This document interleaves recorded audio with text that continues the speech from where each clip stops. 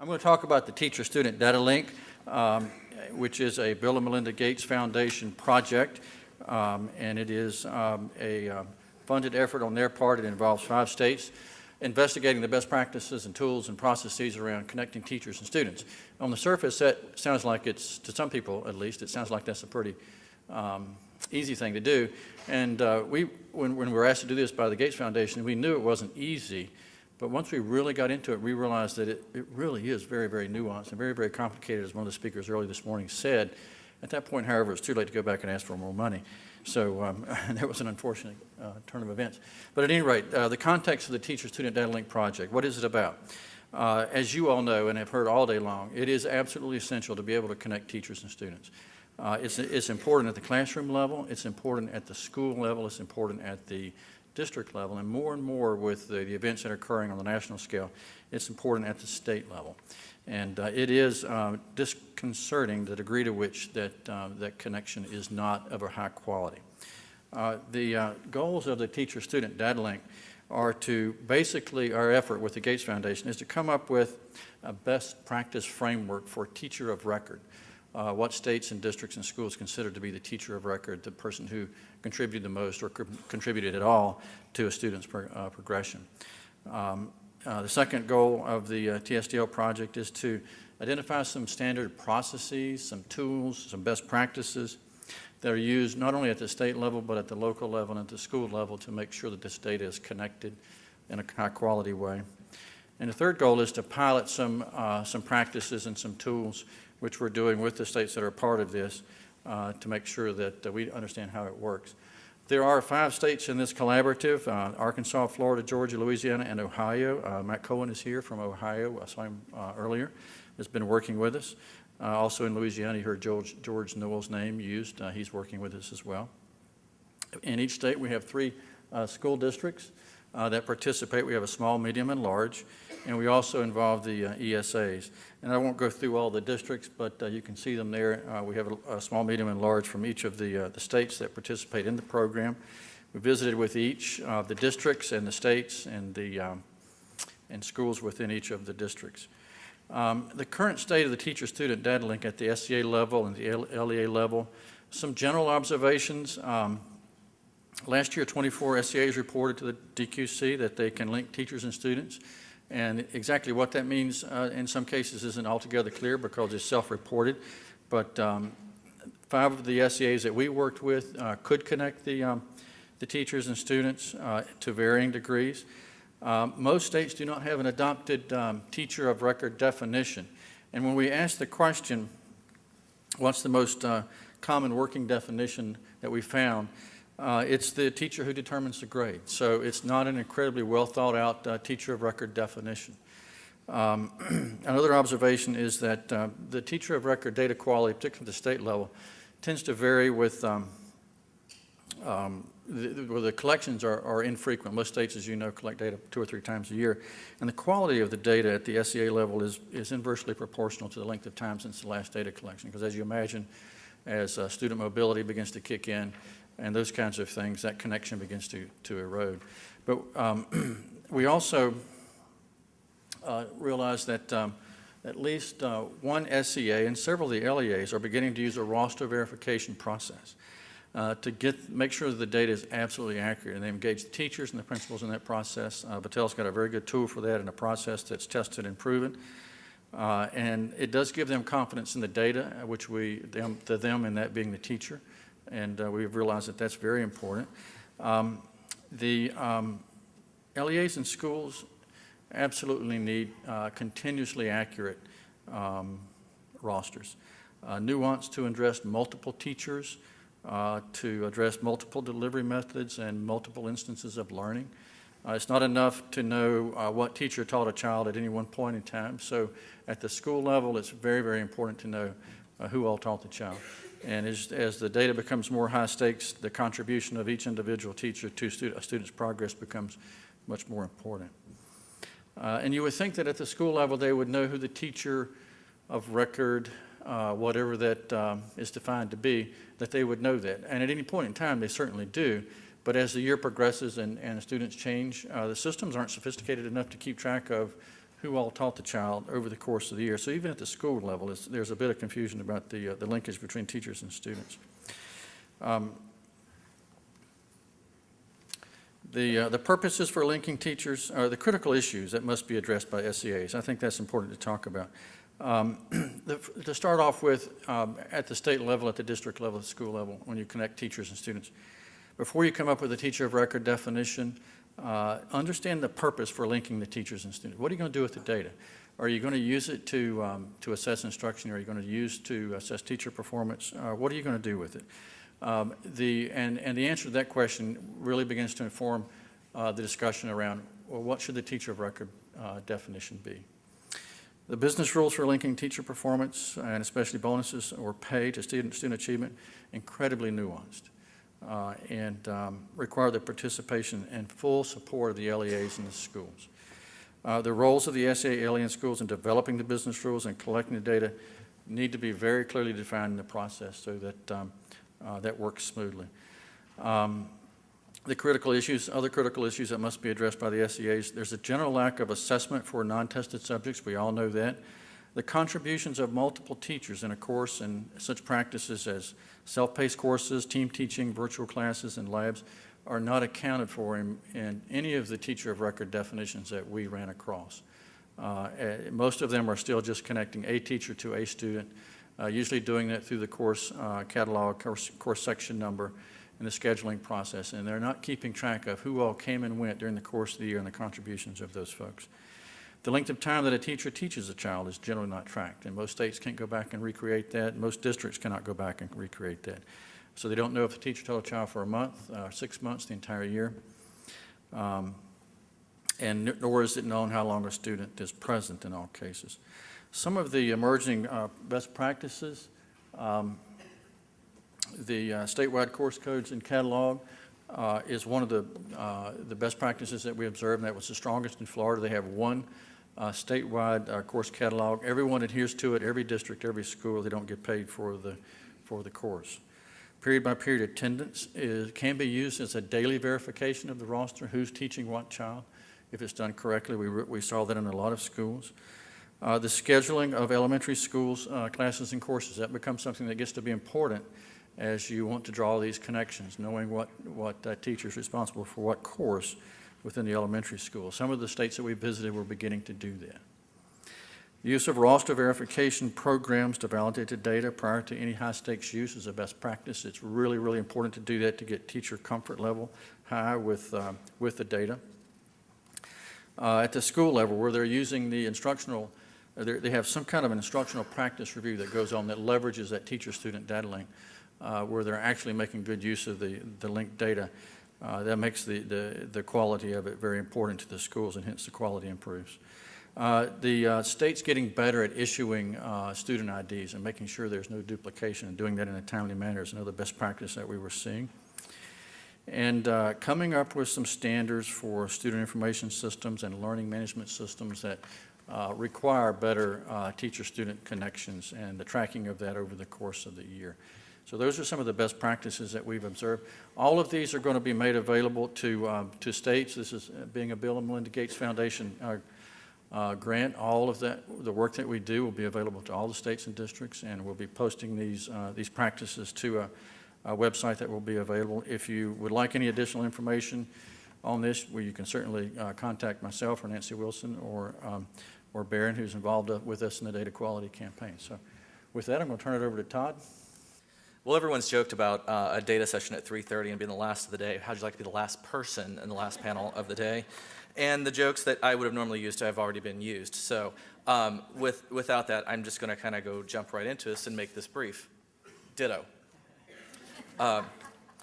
Actually, I do have a little bit more to say about that. You've heard a lot about the teacher-student data link from Rick, and I'm here to tell you a little bit about what happens when you don't do this right. Carla alluded to some of the things that Houston ran into when they didn't have the teacher-student data link right, such as misidentifying teachers, teaching the wrong subjects, or seeing them teaching a subject that they don't teach. In fact, when you look at a French teacher and you congratulate him for being a great French teacher, and not only has he never taught French, but he doesn't speak it either, it's a little disingenuous in the program. and that was not Houston, that was another Texas school district, but for those of you who know, that's who it was. So what we did was we took a look at linkage, and this past spring, we linked over 125,000 different teachers and students through roster verification across the states of Ohio, Texas, South Carolina, and Oklahoma. What we found was 33% of the kids were linked to more than one teacher.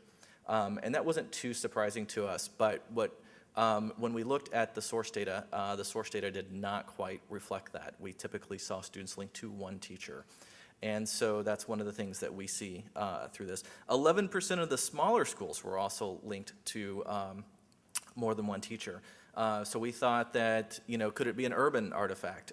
There's more mobility in urban districts and those types of things. And certainly we see a higher number of teachers linked to more kids than we do in the rural schools.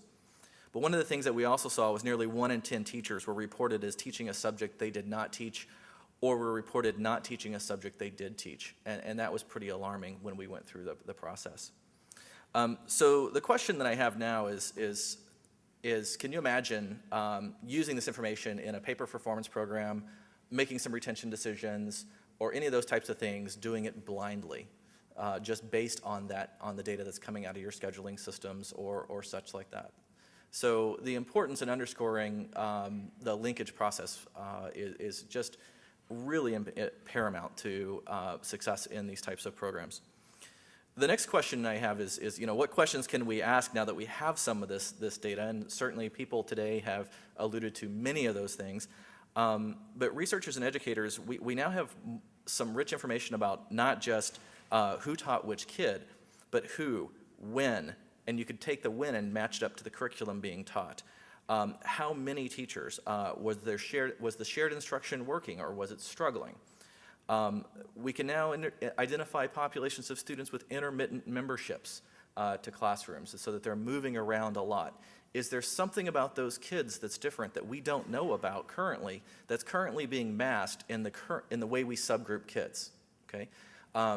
So are we missing a population of kids that might need to be identified a little bit differently than what we've traditionally done by NCLB subgroups or those types of things? So the next question I have is, how many of you are in organizations where there's a CIO?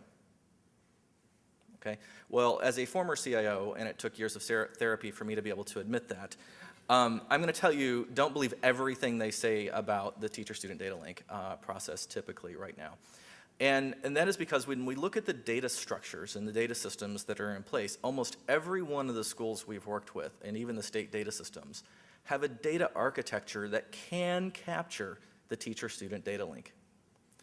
The problem is that it doesn't. It's not just a technical challenge, it is an adaptive challenge. And Carla alluded to some things earlier, or she didn't allude, she said it explicitly. In elementary school, we talk about homeroom scheduling kids, and we still see that as a common practice. And we're trying to get people to change that practice, to say when I regroup kids at a curriculum benchmark or some other type of period of time, that I go back and reflect those in data systems. Now let's think that through for a second and think about what that takes in an elementary school who doesn't necessarily have a registrar or anybody else. They may have a secretary acting as a data clerk, and that's probably on a good day. And when we think about that in the era of tight budgets, most educators are going to prioritize the needs of kids over the needs of data systems. So we got to think carefully about what we're asking people to do at the local levels. So I'm going to kind of leave the teacher-student data link a little bit, just a little, and I'm going to talk about some other links because I'm a big fan of links. What can I say? So when we look at programs, and I've heard new opportunities for teachers for mentorships and those types of things, imagine if you could link mentor teachers to teachers who were linked to students.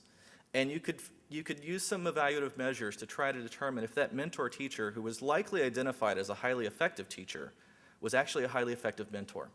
And how did those mentors do with the teachers and the value-added progress those teachers were exhibiting, as well as did it have an impact on the students the mentor teacher actually had under their tutelage as well.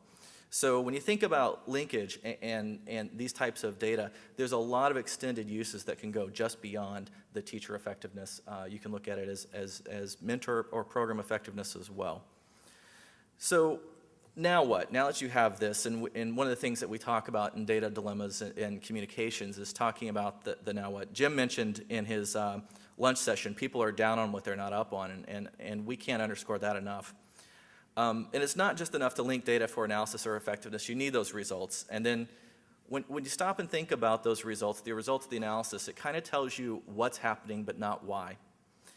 And so you have to be able to communicate these results in a way that people understand, comprehend, and can ultimately respond to, and hopefully improve. And ultimately that's our goal, is to affect school improvement. But it's not just about communicating the results. And I've heard a number of times today, and I've been watching the national landscape for quite a while, and everybody talks about data warehouses and building data dashboards, and don't take this as a don't build a data dashboard, but I'm going to say something here pretty profound. Presenting data on a data dashboard is not enough. Data tends to truthify what is happening. Overwhelming people with data on a data dashboard certainly truthifies the data, but it certainly stupefies most people. So when you think about that, what people tend to respond to better is information. And so when we think about how do we convert the data that we're presenting them to information that they can act on, tells them something a lot more than simply overwhelming them with data. The folks at Vanderbilt, and Matt Springer will, if he's here, I have to get my little plug in, hears me say this quite frequently, and it's researchers and data analysts respond well to data, and people respond well to information. So it's towards the end of the day, so let's do a little stretch activity real quick. So if everybody could take your right hand and hold it up, I want you to try to point east. Okay, you can put them down. All right, what you guys probably couldn't see, but I can see, is that everybody's going like this, right? Now I'm going to give you some data that's going to help you solve that problem. And that data is, I'm going to tell you that's -4. That's all you need to know to solve that problem with ease and accuracy. Now everybody's looking at me like, what in the world is he talking about? I have no idea what to do with -4. So now I'm going to convert that data to information for you. -4 represents approximately -4 degrees on a compass, which is approximately north. If that is north, where is east? Boom, got it. How fast, how quickly were you able to respond to that information, and how difficult was it for you to interpret that data? So it's a word of caution about data dilemmas, communicating data, translating data to something you can do with it, and that's my word of caution on data dashboards. As we think about longitudinal dashboards, it starts to become even more complex. Dashboards that simply report telemetry. When you think of your car, it is constantly reporting telemetry to the computer system in your car. But your dashboard doesn't show you all that telemetry. Your dashboard shows you the information you need to operate that vehicle, and hopefully safely. And when something is going really wrong, it's got a big red flashing light that says stop. Now, we need to strive for that same type of synthesis of information for people to respond to as well. Now, so I guess what I'm saying is, in some ways, we can't underscore the need. We don't want to create the data stupid, but we can't underscore the need for the right data and the right information and the right knowledge of how to use that information to improve. Now, I'm going to give a word of caution about longitudinal data systems as well. When we think of longitudinal data systems, people like to look at trends of data and the such, but there are cautionary tales and policy decisions that impact those longitudinal data systems and how you can use that information, use that data to turn it to information to do something with. What happens, Tennessee folks, how many Tennessee folks are in here? What happens when they change the benchmark for accelerated and advanced testing on TCAP? The results that are being mailed to parents, I think, this week? There was more than a 50% drop in the number of students scoring at those advanced levels. Okay? If you were looking at data year over year, do you think that everybody just got stupid overnight? That's really not what happened, but a policy decision was made that if you're simply looking at achievement results or advanced achievement results year over year, you're going to see an extraordinary dip. And so the cautionary tale about longitudinal data says to think about the policy impacts. We've heard people talk about value-added analysis. And we talk about value-added analysis, and one of the things that people talk about there is recentering a growth standard or resetting a growth expectation. Well, all of a sudden, where we were doing well with our students, we're no longer doing well with our students. And so we need to be very cautious about how we present that data without the context of how that data was derived and what it means. So we have a few minutes for questions, and while people are coming up, I know I don't want to stand between the honky-tonk bar crawl either, being a former student. One of the issues that we haven't covered too much today, and I'd like to ask the panel, is around capacity. Capacity has got to be a huge issue considering all of the data dilemmas that have been brought up. Carla, Rick, Todd, what are your suggestions to states and districts in this room that how to deal with all of the capacity issues that come as a result of this work? Capacity is a huge issue, and I'm not sure I have the answer to it other than pay attention to it. When you start to get into these systems and start trying to use this type of data in your teacher evaluations or in your performance pay or anytime you're doing this, please don't underestimate the capacity or overestimate the capacity you have, because it really takes a lot of interdepartmental, data silo connections. There's a lot of things that you really have to pay attention to. One of the things, Rick, I think you talked about was, just a unique identifier for students and teachers. We have unique identifiers in Houston and in Texas, but one of the things that we have to deal with is the unique identifier for students is their social security number, unless the child does not have a social security number, and then it's a state-derived number.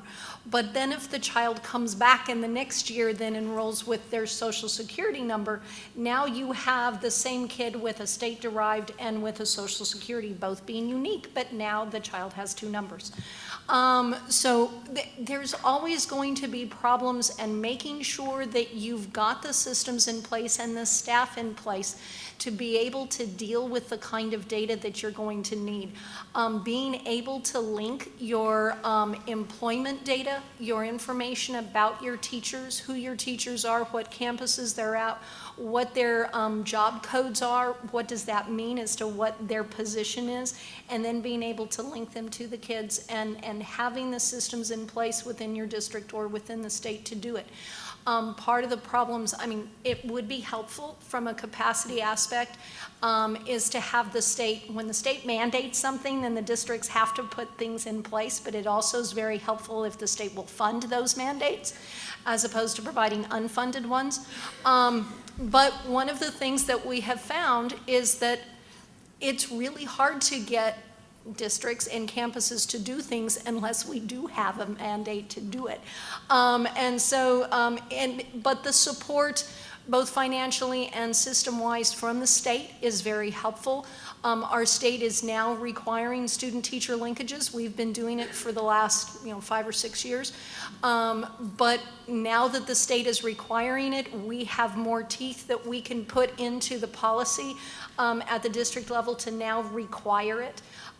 Because it's now a state mandate to do it. So there can be some support from the states, but it would be helpful instead of them just mandating it, but also giving us some guidance, giving us some funding, giving us the ability to then put these systems in place. I've had the good fortune to visit most of the states in the nation about this very subject, and a couple of things I would say. It's almost across the board true that the large urbans are better equipped in terms of capacity to build longitudinal data systems than the states are. But unfortunately, they don't talk with each other. States, I would say first and foremost, find out what you don't know about longitudinal data systems, because most organizations launch into this and don't know what they don't know. So hire an information architect. It's money well spent. And let them guide you through this.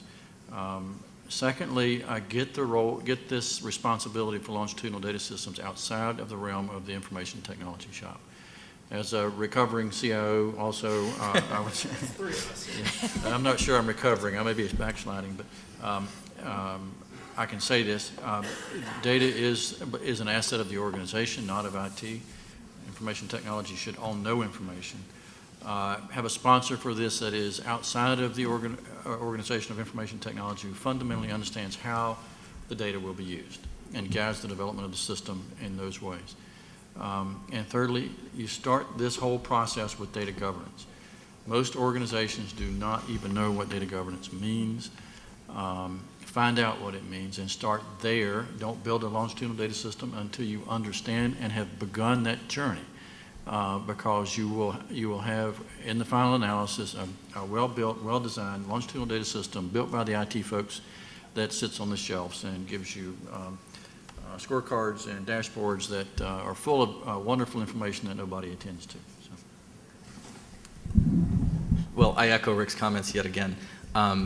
And I think in the context of building capacity, one of the things I think about is making sure you go slow to go fast, because really when you start this out, whole process out, it really sets the stage and sets the course for where you're headed. To understand clearly what you're wanting to do with the information or the data is very, very important.